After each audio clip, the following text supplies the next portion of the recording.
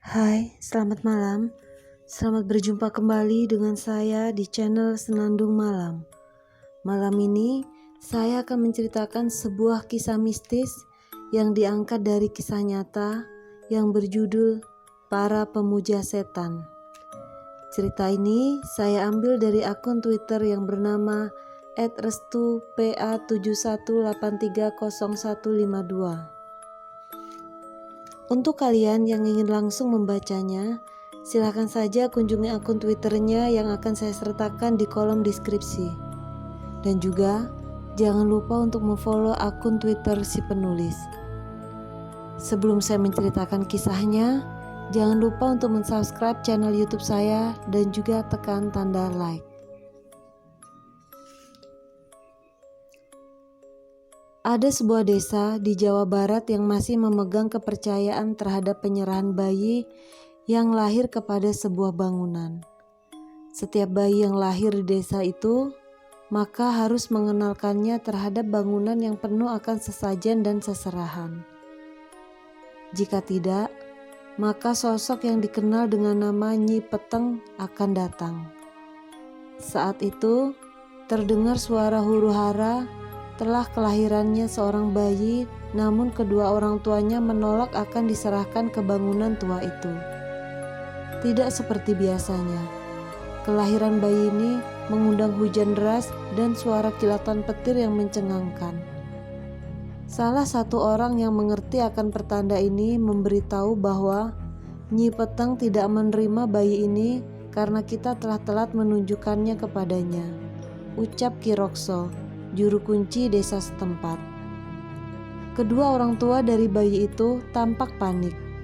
Malam harinya, saat dimana warga terjaga dan saling menahan diri untuk tidak keluar, tiba-tiba terdengar suara teriakan kencang dari seorang wanita di penghujung rumah.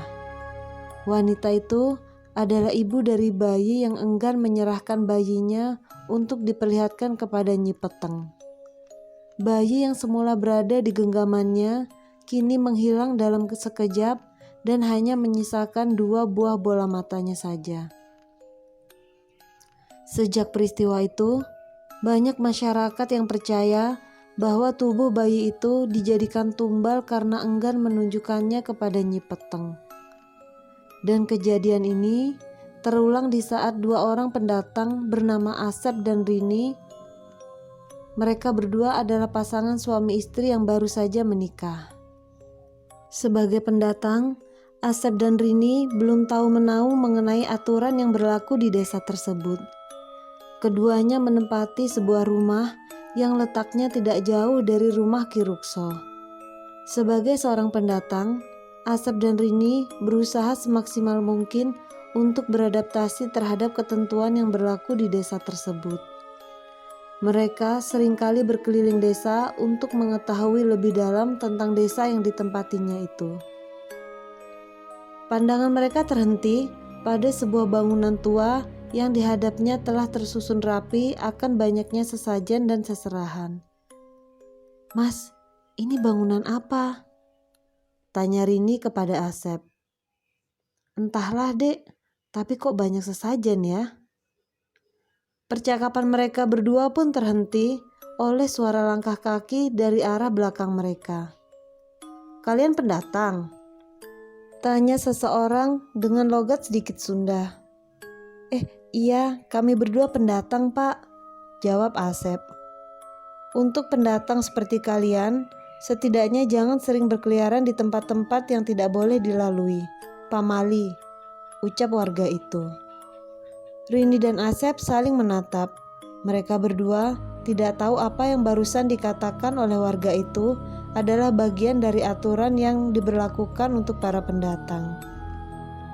"Ngomong-ngomong, tempat ini teh apa namanya?" tanya Asep. Warga itu membalikkan badan sambil menatap tajam pandangannya ke Rini dan Asep. "Sudah saya bilang, jangan ke sini," ucap warga itu. Iya, nuhun atuh, kami berdua pamit dulu," ucap Asep sambil menarik tangan Rini. Saat ingin pergi, Rini masih penasaran akan bangunan tua di pojok desa itu. Sepertinya Bangunan itu menyimpan energi mistis yang dapat dirasakannya begitu sekali lihat ke arah bangunan tersebut. Hari semakin sore, para warga menyuruh anak-anaknya kembali ke dalam rumahnya masing-masing karena akan ada seorang warga yang melahirkan. Rini dan Asep melihat secara jelas huru-hara para warga di saat hari akan gelap. "Mas, kamu ngerasa aneh gak sama desa ini?" tanya Rini. "Anehnya kenapa tuh?" tanya Asep. Orang Jawa bilang kalau waktu surup atau gelap adalah waktu bagi para lelembut. Apakah di sini sama? Pertanyaan Rini ini tidak memberikan jawaban dari mulut Asep. Asep memilih untuk diam dan menyudahi pembahasan tersebut. "Loh mas, kok gak dijawab?" tanya Rini dengan kesal. "Dek, kamu tahu kan, kita pendatang. Kita harus beradaptasi dengan lingkungan kita," ucap Asep. "Yo, aku paham mas. Tapi kenapa desa ini banyak sekali hal yang janggal?" tanya Rini. "Hal apa yang janggal? Coba sebutkan," jawab Asep dengan nada sedikit tinggi. "Gak jadi mas. Maaf, aku terlalu banyak yang ingin tahu. Kita tidak seharusnya tinggal di sini," jelas Rini. Asep merasa bimbang dengan kondisi psikis Rini yang sedikit tertekan. Dia baru saja mengatakan hal yang membuat hatinya terluka. Malam harinya, seorang warga telah melahirkan anak laki-laki dengan berat 3 kg, ukuran yang normal dan sesuai. "Ki, apakah anak ini akan dibawa ke bangunan itu?" tanya bapak dari anak itu kepada Ki Rukso. "Harus. Semua yang lahir di desa ini harus dibawa ke desa. Jika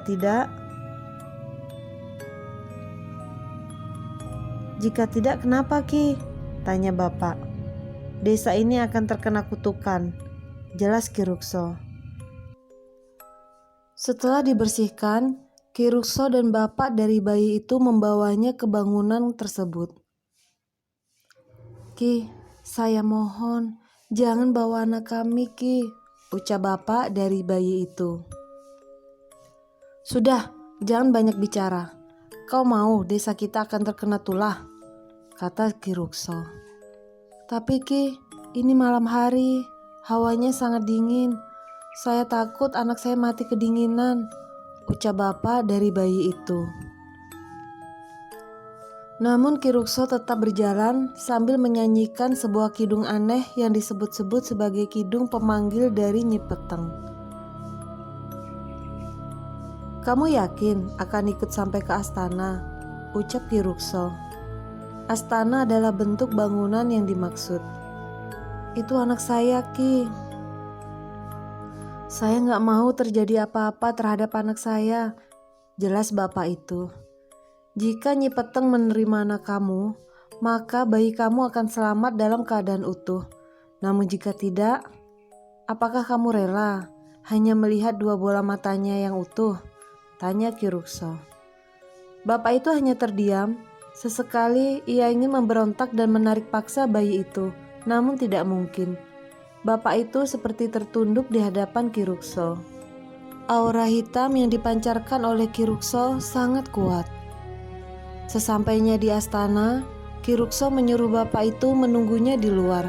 Sedangkan Ki Rukso masuk ke dalam astana sambil membawa bayi mungil yang baru saja dilahirkan.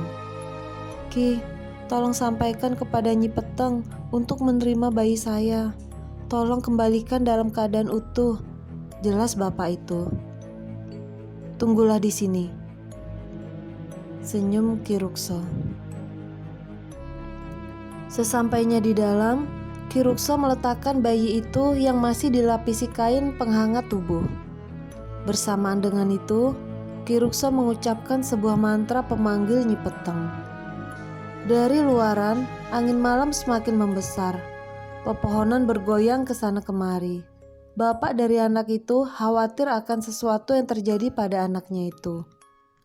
Beberapa saat kemudian, Ki Rukso keluar sambil membawakan kain dari bayi itu yang masih digendongnya. Ki, anak saya diterima?" tanya bapak itu dengan nada penasaran sekaligus senang karena di selimut itu dia merasakan bentuk dari anaknya. Ketika selimut itu diserahkan kepada bapak dari anak itu, dia berteriak dengan kencang karena yang didapatinya adalah 2 bola mata yang dimiliki oleh anaknya itu. Ki Rukso tersenyum dan berkata, "Nyi Peteng menyukai anakmu, tapi dia hanya mengembalikan kedua bola mata saja." Keesokan harinya, para warga berduyun-duyun keluar untuk mengantarkan seserahan menuju ke istana atau bangunan itu.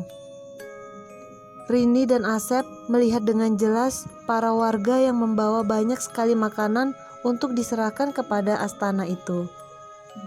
Mereka berdua pun bertanya-tanya kepada warga sekitar mengenai kegiatan tersebut.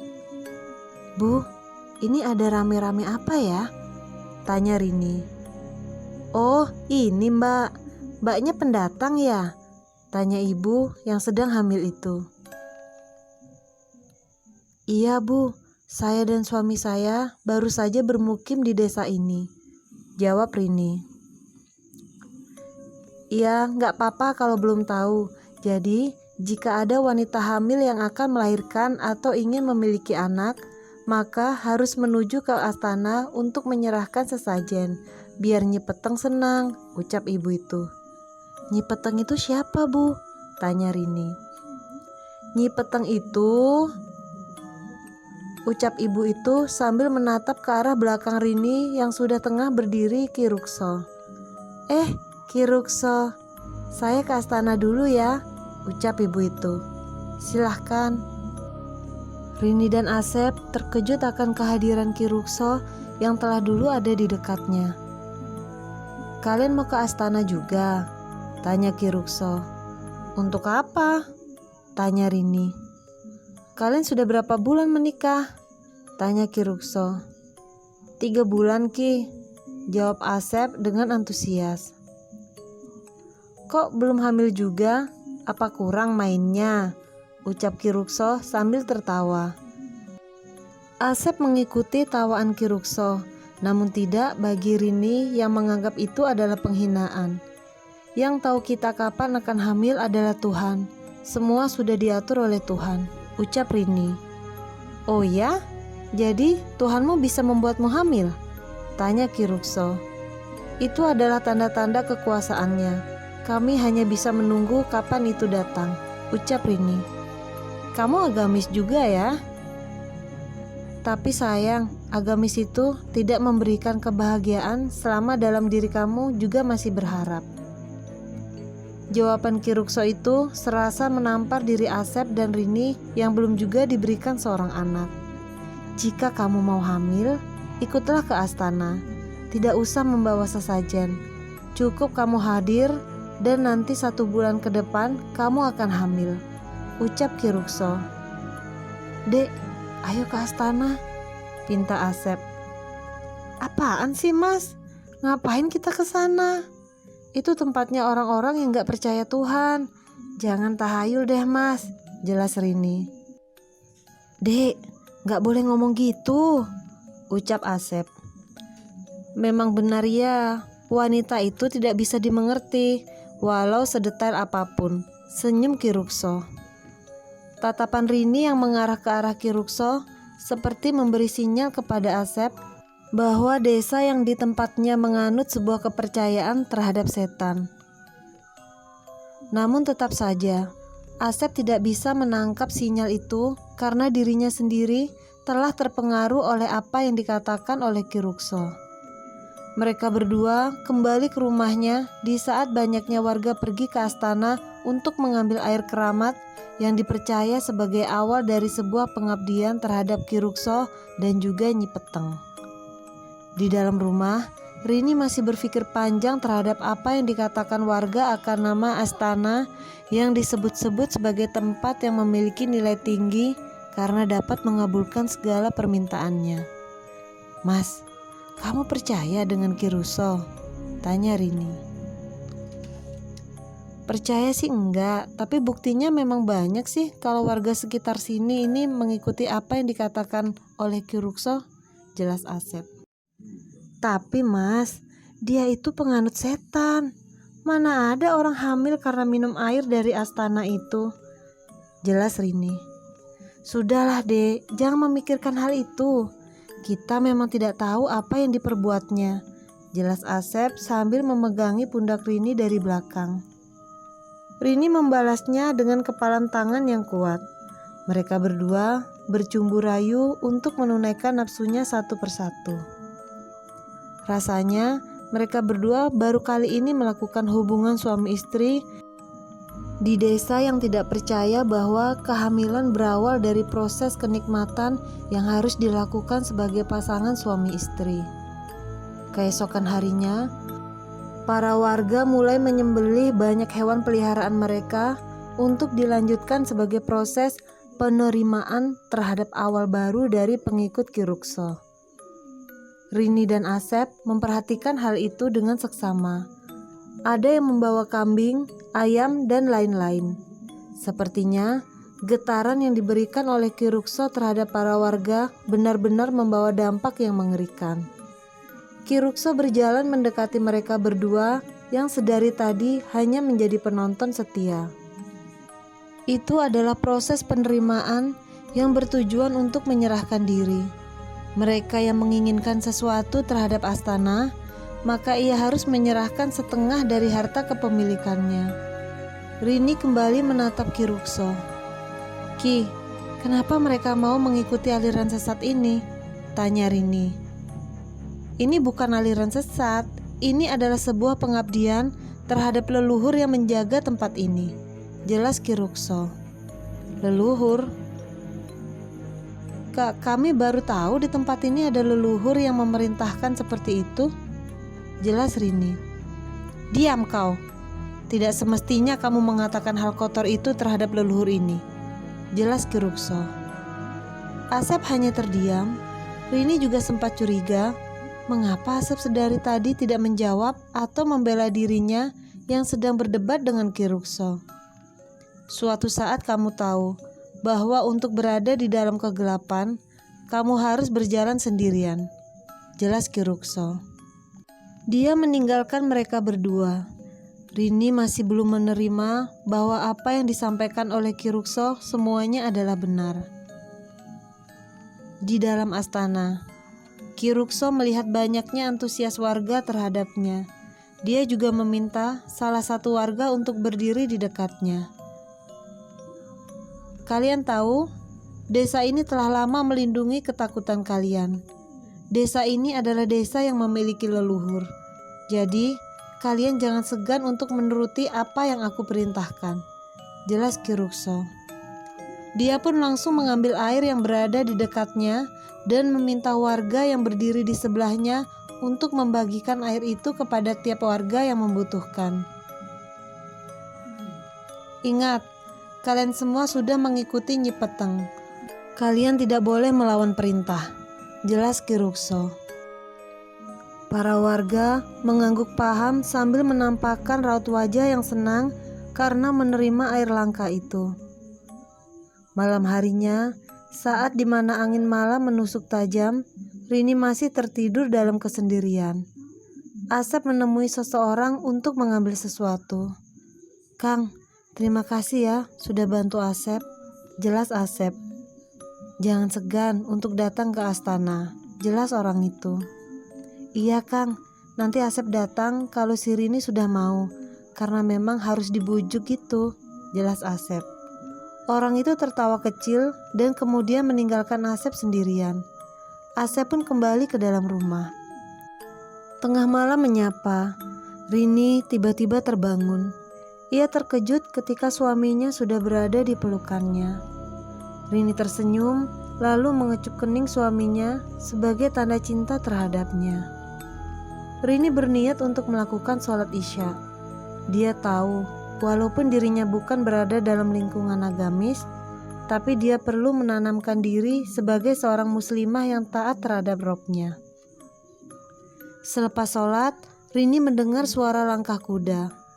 Dia terkejut manakala suara kuda itu berhenti tepat di depan rumahnya. Saat Rini ingin mendekati pintu, ia merasakan aura yang berbeda yang dirasakan dari balik pintu rumahnya. "Siapa di depan?" tanya Rini yang masih menggunakan mukena. Terdengar suara tawa kecil layaknya nenek tua yang menertawakan tingkah lucu cucunya. Tubuh Rini merinding seketika. Ia tahu bahwa yang di depan rumahnya bukanlah manusia, melainkan setan. "Wilujeng peteng, abdi karuhun kampung ucap suara nenek tua itu. Rini baru ingat bahwa desa ini memiliki leluhur sesuai apa yang dikatakan oleh Ki Rukso kepadanya. Dia pun mencoba ingin menanyakan tentang desa ini. Namun aura hitam yang ia rasakan tiba-tiba menghilang. Rini pun membuka pintu untuk memastikan sosok itu masih berada di tempatnya atau tidak. Namun begitu ia melihat keluar, betapa terkejutnya Rini melihat para ibu-ibu yang sedang berada di depan rumahnya dengan perut membesar seperti orang hamil. Rini terbelalak manakala satu persatu dari perut mereka tersobek secara perlahan karena bayi yang berada di dalamnya sudah tidak sabar untuk keluar. Darah bercucuran kemana-mana. Rini berteriak sekencang-kencangnya. Ia pun segera menutup pintunya dan masuk ke dalam. Namun, baru saja ia menutup pintu, Rini mendengar suara tangisan bayi yang membuat kepalanya kesakitan. Rini memegangi kepalanya sambil menutup mata. Namun suara itu semakin lama semakin mengeras, seperti halnya bayi-bayi itu sudah tepat berada di depannya. "Jangan takut," ucap suara yang dikenalinya itu.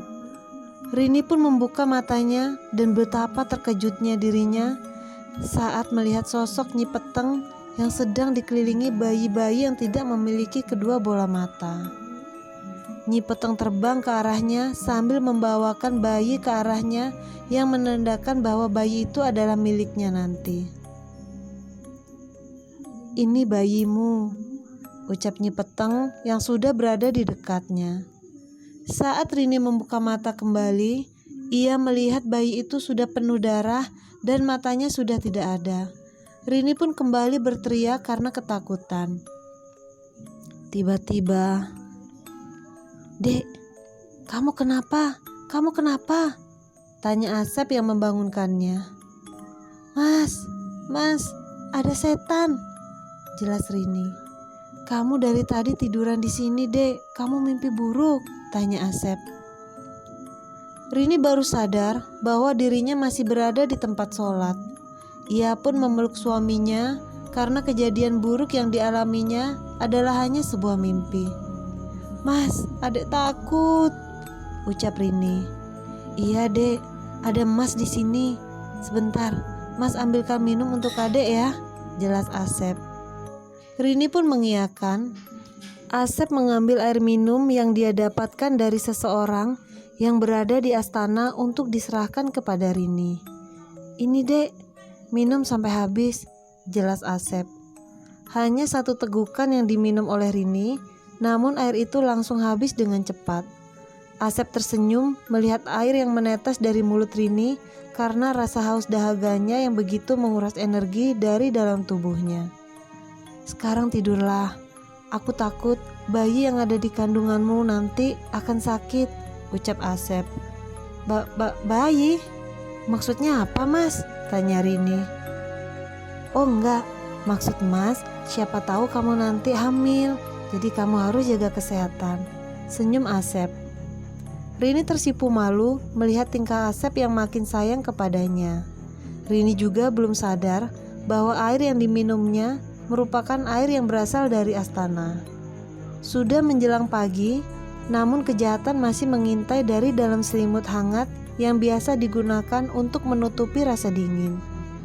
Rini terpaku kepada perhatian Asep, sedangkan Asep sudah menjadi anggota resmi pemuja Nyi Peteng tanpa Rini sadari. Hari berjalan seperti biasanya. Tidak ada perbedaan dalam diri Rini kecuali nafsu makan yang begitu lahap sehingga tubuhnya mengalami pelebaran yang signifikan. Perut Rini semakin hari semakin membesar, dan itu baru Rini sadari bahwa dirinya sedang hamil. "Mas, aku hamil." Asep hanya tersenyum tanpa mengucapkan sesuatu. "Mas, kamu sakit? Kok kamu gak senang?" tanya Rini.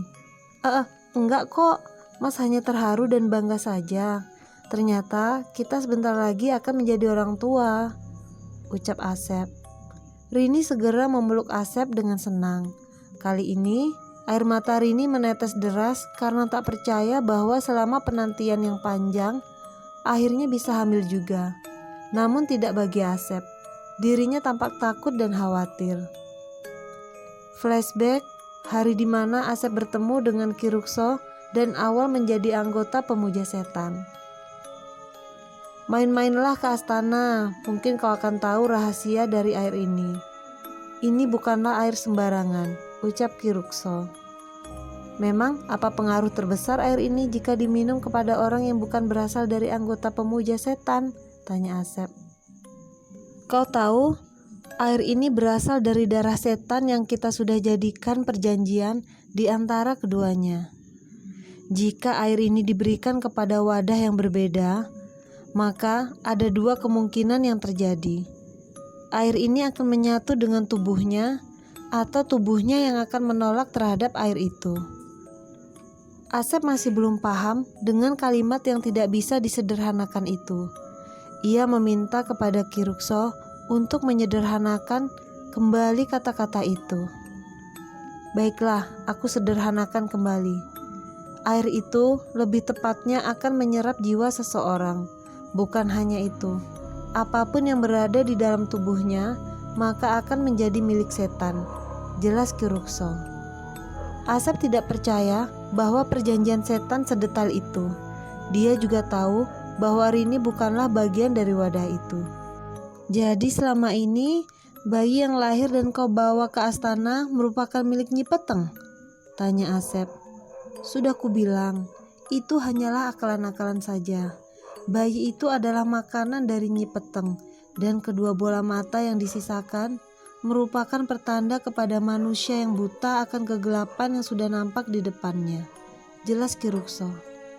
Asep paham bahwa untuk menjadi anggota pemuja setan, ia juga akan merelakan tubuhnya untuk bersekutu dengan Nyi Peteng dengan menjadi marketing terhadap kepercayaan brutal itu. "Bagaimana? Jika istrimu ingin hamil, kau harus menjadi anggota kami.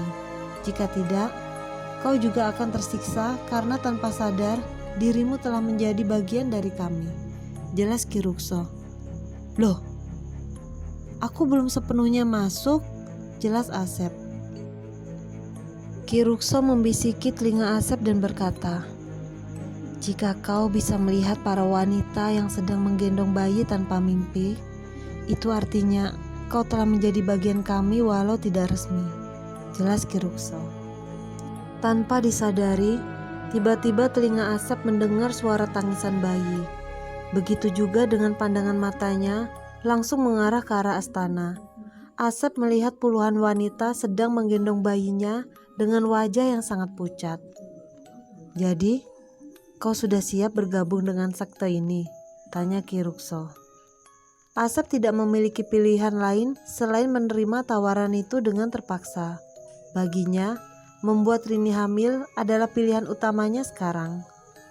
Dua manusia yang berada dalam kegelapan sedang menyepakati satu sama lain. Kelak, ada bayaran yang harus diterima keduanya karena telah menggadaikan dirinya terhadap setan. Momen ketika Rini hamil. Saat dimana Rini sedang mensyukuri apa yang barusan ia terima, Asep justru khawatir akan resiko yang akan ia terima. "Mas, terima kasih ya," ucap Rini dengan haru. "Iya dek, akhirnya kita punya anak juga," jelas Asep.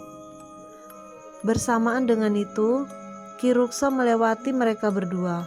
Kali ini, ia bersama dengan dua orang asing yang tidak dikenali Rini dan Asep sebelumnya. Keduanya merupakan orang terdekat Ki Rukso. Yang laki-laki bernama Burhan, sedangkan yang perempuan bernama Ais. "Ki Rukso, ucap Asep. Ki Rukso hanya tersenyum. Ia melihat wajah Rini yang masih membekas senyum indah di bibirnya. Selamat ya, semoga anakmu sehat, ucap Ki Rukso. Ki Rukso tahu saya hamil, tanya Rini. Ki Rukso menatap ke arah Asep. Oh, tadi aku yang kasih tahu ke Ki Rukso bahwa kamu hamil, makanya Ki Rukso tahu, jelas Asep. Kok bisa? Kan kamu baru kasih tahu loh mas, jelas Rini. Asep semakin bingung. Ia tak tahu harus menjawab apa lagi. Segala hal yang ada di desa ini aku tahu. Besok ada yang hamil atau melahirkan, leluhur di sini memberitahu hal itu kepadaku, jelas Ki Rukso. Rini teringat akan kata-kata leluhur yang diucapkan oleh Ki Rukso. Ia tahu bahwa leluhur yang dimaksud adalah nenek tua yang mengerikan itu. Maksud Ki Rukso, leluhur itu adalah nenek tua yang semalam mendatangi rumah ini, tanya Rini. Kamu pernah menemuinya? Tanya Ki Rukso sambil tersenyum. Semalam aku bertemu dengannya, ucap Rini sambil mengingat-ingat kembali. Tiba-tiba Rini merasakan sakit yang luar biasa di perutnya. Seperti ada kontraksi kencang yang membuat perutnya tiba-tiba mengeras tidak seperti biasanya. Dek, kamu kenapa? Tanya Asep. Mas, sakit. Perutku sakit seperti ditekan-tekan, jelas Rini. Burhan, Ois, kamu urus Rini, jelas Ki Rukso. Siap Ki, jawab mereka berdua. Ki Rukso pun meninggalkan mereka dengan wajah tersenyum. Ia menuju ke arah astana untuk melakukan sesuatu. Di rumah Rini dan Asep. Bawa Rini ke sini, ucap Asep sambil menunjukkan kamar mereka berdua. Ois dan Burhan adalah dua orang yang bertugas menjaga bayi yang akan dijadikan penyerahan terhadap Nyi Peteng. Keduanya mendapat tugas langsung dari Ki Rukso. Kalian berdua siapa? Tanya Asep. Aku Burhan. Aku yang bertugas memberikan keselamatan kepada orang yang diperintahkan oleh Ki Rukso, jelas Burhan. Asep hanya terdiam. Dia baru tahu bahwa sekte Ki Rukso memiliki anak buah tersendiri. Aku Ois. Aku yang membantu persalinan tiap orang yang akan diserahkan kepada leluhur, jelas Ois. Asep baru sadar bahwa mereka berdua adalah orang yang memiliki hubungan erat dengan Ki Rukso dan kemungkinan keduanya tahu akan Nyi Peteng. Asep hanya mengikuti apa yang diperintahkan oleh Ki Rukso kepadanya. Untuk saat ini, Asep hanya ingin tahu apa yang dilakukan oleh keduanya terhadap Rini. Kondisi Rini sedikit membaik. Anehnya, perut Rini semakin membesar. Ia yakin bahwa Rini belum genap 1 bulan, namun perutnya sudah seperti 4 bulan. Apakah tiap orang yang meminum itu akan mengalami hal yang sama? Tanya Asep. Burhan dan Ois menatap kesal ke arah Asep. Bagi mereka berdua, Asep telah melanggar kode etik yang tidak semua orang pemuja setan tahu akan hal itu. Asep masih memperhatikan Rini yang kesakitan. Wajahnya memucat, keringat dingin berjatuhan. Dalam beberapa kasus, ini bukanlah yang pertama. Hitungan 9 bulan kelahiran adalah seperti hitungan 1 bulan orang hamil. Sehingga kami tidak heran jika dalam 1 bulan perutnya membesar seperti 9 bulan, jelas Ois. Itu karena apa? Tanya Asep. Karena permintaan Nyi Peteng, jelas Burhan. Nyi Peteng meminta dipercepat, tanya Asep. Burhan dan Ois menatap Asep dengan perasaan yang aneh. Kau sama seperti kami kan? Bukannya kau sudah tahu resiko apa yang akan ditanggung? Tanya Ois. Asep memegangi kepalanya. Ia mengalami stres berat. Ia sudah berada di jalan yang salah karena menjadikan anaknya sebagai tumbal dari Nyi Peteng. Tidak, seharusnya tidak aku lakukan, teriak Asep. Burhan langsung membawa Asep keluar dari kamar. Ia tahu bahwa Asep bisa membuat keributan. Sudah cukup, tingkahmu seperti anak kecil, ucap Burhan. Asep menundukkan kepalanya sambil menyesali perbuatannya. Ia tahu bahwa kalkulasi 9 bulan yang dimaksud adalah 1 bulan.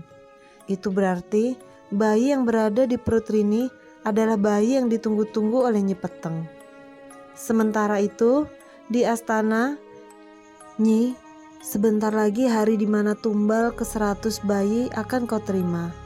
Bayi terakhir memiliki darah suci yang bahkan belum tersentuh oleh dosa dan nafsu. Permintaanku hanya satu, jadikan aku sebagai pengikut setiamu.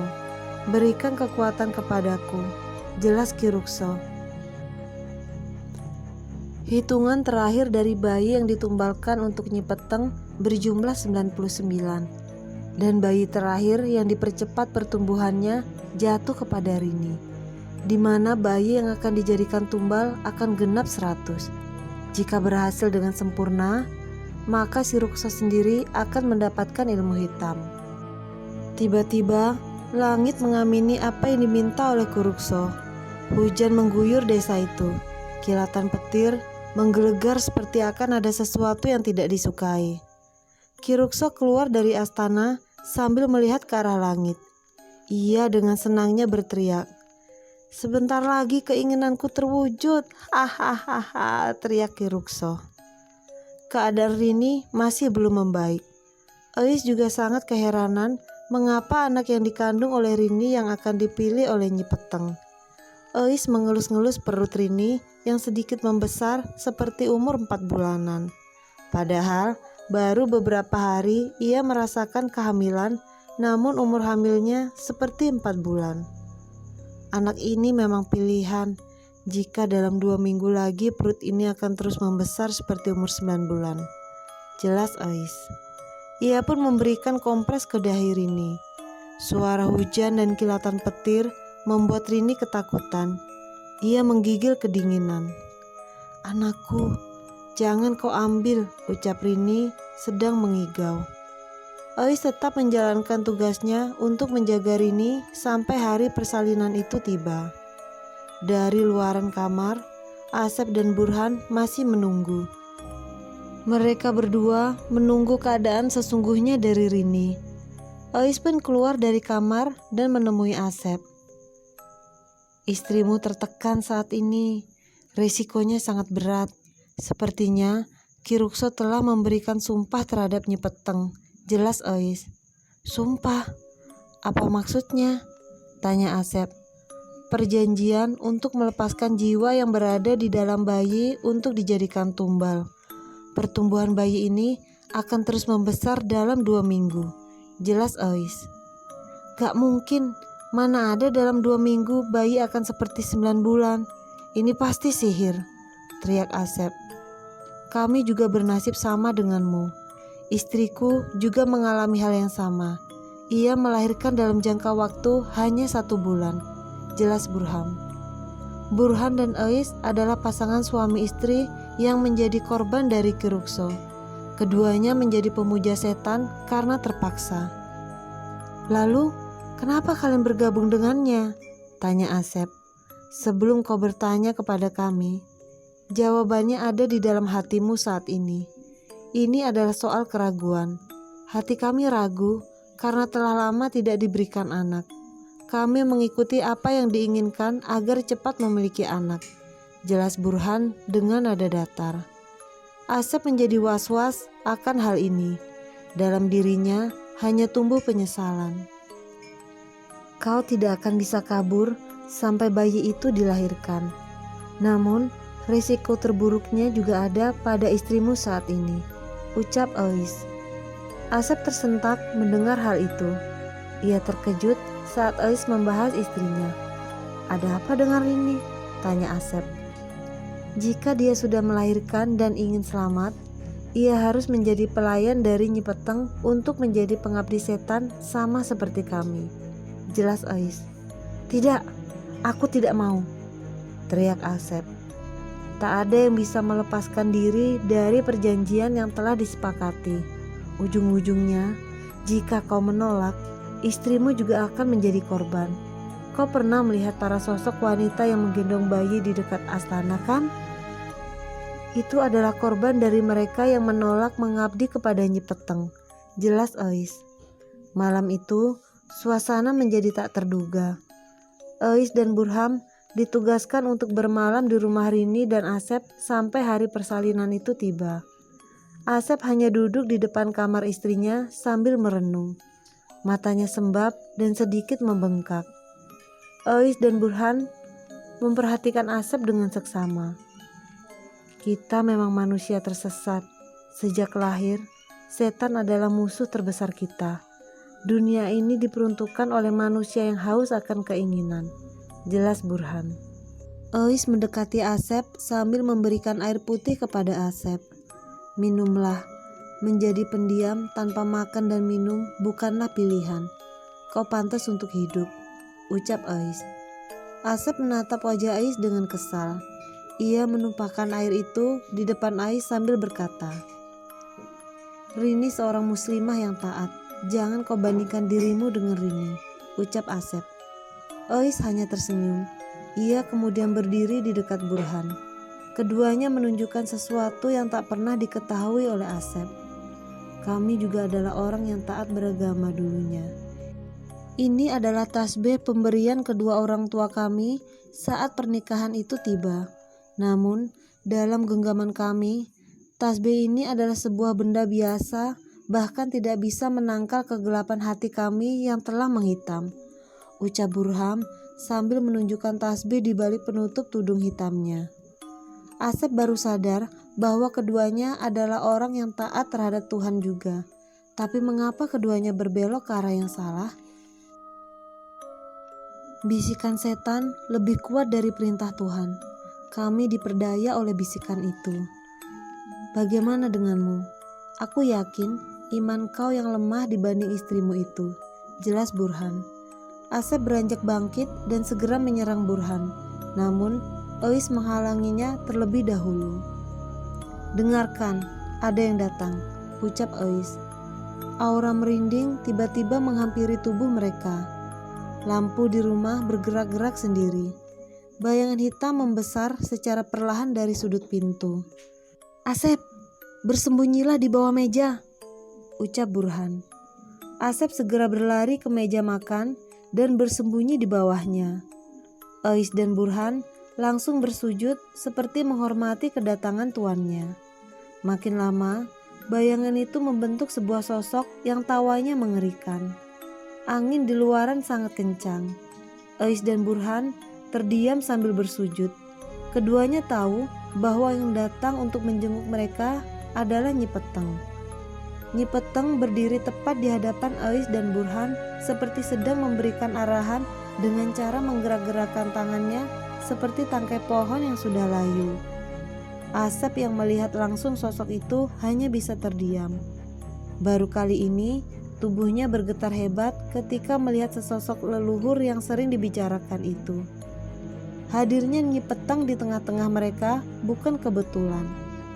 Ini adalah wujud dari panggilan yang dilakukan oleh Ki Rukso terhadap Nyi Peteng untuk menengok bayi terakhir yang akan dijadikan tumbal.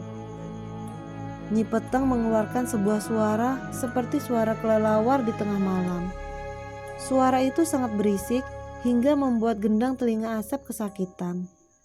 Tubuh Nyi Peteng melayang, hanya saja penampilannya seperti penyihir hitam yang kainnya menempel hingga ke lantai. Anehnya, Nyi Peteng tidak berani masuk ke dalam kamar.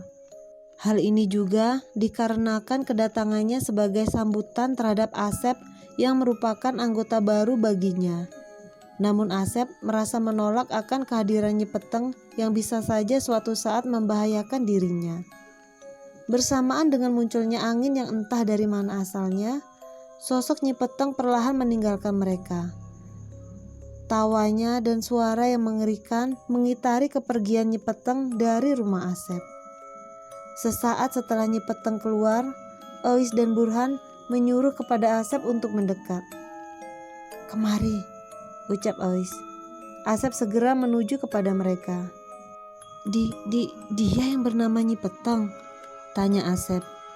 Benar, dia baru menyampaikan sesuatu bahwa kedatangannya adalah untuk menengok bayi yang ke-100, jelas Eis. Bayi yang ke-100?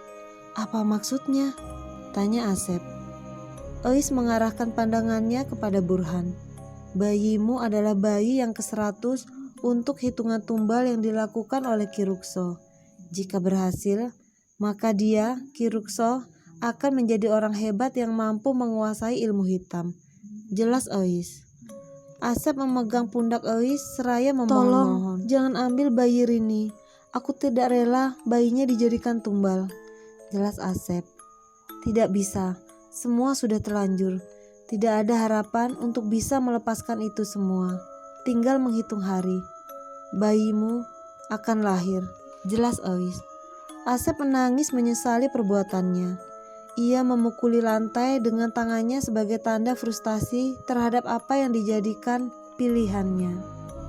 Maaf, kita berdua memang sama-sama orang tua. Namun, setiap langkah yang salah pasti ada hikmahnya, ucap Ois. Burhan meminta Ois untuk merahasiakan hal ini kepada siapapun. Ia takut nanti akan dijadikan sebuah bumerang terhadap dirinya sendiri. Malam itu benar-benar penuh akan cerita. Asep mencoba menenangkan diri agar bisa menyelamatkan bayi yang dikandung oleh Rini. Keesokan harinya, Ois melihat kondisi Rini yang sudah membaik. Ia pun mendekati Rini bersamaan dengan Asep dan juga Burhan. Rini, kami berdua adalah suruhan Ki Rukso. Kami akan menjagamu hingga bayi ini dilahirkan. Jelas Ois. Kalian berdua adalah pengikut Ki Rukso kan? Tanya Rini. Ois tersenyum. Ia pun meminta kepada Burhan untuk mengatakan hal yang sebenarnya. Kami memang pengikutnya, tapi kamu juga yang akan menggagalkan rencananya. Jelas Ois. Rencana? Tanya Asep. Kalian tahu, desa ini telah mengalami kutukan semenjak seorang warga bernama Nyi Peteng menyembah kepada setan. Jelas Ois. Nyi Peteng. Rini kaget mendengar nama itu. Dia adalah seorang ahli ilmu hitam yang kehidupannya dihabiskan untuk mencari kedikdayaan. Desa ini telah kehilangan banyak keturunan karena ditumbalkan kepadanya. Jelas Ois. Rini mencoba untuk mencari tahu tentang Nyi Peteng secara mendalam. Setiap orang yang datang ke astana, dia harus menunjukkan bayi yang baru lahir kepada Nyi Peteng. Semasa hidup, Nyi Peteng adalah seorang dukun yang kejam. Ia kerap mengancam tiap warga yang tak mau menurutinya. Akhirnya, ia dibakar hidup-hidup di astana. Namun, ada seorang pengikut Nyi Peteng bernama Ki Rukso yang mencoba membekali kekuatannya dengan meneruskan apa yang belum diwujudkannya. Jelas Ois. Maksudnya, Ki Rukso meneruskan itu apa? Tanya Rini. Nyi Peteng harus menumbalkan 100 bayi untuk menajamkan keilmuannya. Namun, dia belum selesai mewujudkannya. Lalu, Ki Rukso mengambil alih dan memaksa para warga untuk melakukan itu. Jelas Ois. Bagaimana jika menolak? Tanya Rini. Yang menolak akan mati. Jelas Ois. Mati? Tanya Rini. Nyi Peteng mengambil wadah Ki Rukso. Kekuatannya diturunkan kepada Ki Rukso sehingga mampu membuat para warga tunduk. Jelas Ois. Ois kembali membelai rambut Rini dengan halus. Aku adalah korbannya sekaligus pengikut dari Ki Rukso. Bayiku juga direnggut olehnya. Air mata Ois terjatuh membasahi rambut Rini. Ois kembali menerangkan tentang Ki Rukso. Sebenarnya tujuanku masuk ke dalam sekte ini adalah untuk menghancurkan Ki Rukso dan menggagalkan rencana tumbal 100 bayi. Jelas Ois. Rini kaget mendengarkan hal itu. Kamu jangan takut, aku membantumu untuk menyelamatkan bayi ini. Kelak, jika bayi ini telah lahir, aku akan membantu kalian berdua untuk keluar dari tempat ini. Jelas Ois. Rini tak bisa berkata apa-apa tentang hal itu. Ia memegangi perutnya sambil membaca-bacakan doa. Saat dimana hari itu tiba, aku mau kau agar menuju ke astana lebih dulu dan membakar astana sebelum bayi itu menuju ke sana. Jelas Ois. Tapi, mungkinkah itu terjadi? Tanya Rini. Jika kau tak mampu, biar aku saja. Hari di mana kelahiran itu tiba. Euis meminta kepada Asep untuk mengawasi Rini di rumah. Sedangkan Burhan, ia harus menghalang-halangi Ki Rukso agar tidak menuju ke astana terlebih dahulu. Usia kandungan Rini yang secara normal hanya berumur 1 bulan, namun kenyataannya perutnya telah membesar layaknya berusia 9 bulan. Saat itu juga Rini merasakan mulas dan sedikit pendarahan. Asep, saat dimana Rini telah melahirkan, kau dan Burham harus menemui Ki Rukso terlebih dahulu. Aku akan mengganti bayi ini dengan tempurung kelapa yang dibentuk layaknya bayi, jelas Euis. Lalu, bagaimana jika ketahuan? Tanya Asep. Aku akan menuju ke astana lebih cepat dibanding Ki Rukso. Tujuanku adalah membakar astana itu sendiri. Alhasil, saat dimana kelahiran itu tiba, Euis segera mengganti bayi dari Rini dengan tempurung kelapa yang sudah terbentuk seperti bayi dan ditutupi wajahnya dengan kain. Sedangkan bayi yang asli ia sembunyikan di dalam lemari agar tidak diketahui oleh Ki Rukso. Ki Rukso telah menantikan bayi itu. Ia pun segera menuju ke rumah Asep. Bersamaan dengan itu, Euis memberikan bayi buatan kepada Burhan dan Asep untuk nantinya diserahkan kepada Ki Rukso. Euis pun langsung menuju ke astana lebih cepat daripada Ki Rukso. Ia menuangkan minyak tanah ke seluruh sisi astana agar cepat kering dan tidak diketahui oleh Ki Rukso. Saat dimana mereka bertiga, Ki Rukso, Burhan, dan juga Asep telah datang ke astana, Euis bersembunyi dari balik pohon. Ia tahu letak di mana minyak itu ditumpahkan dan mudah disulut dengan api.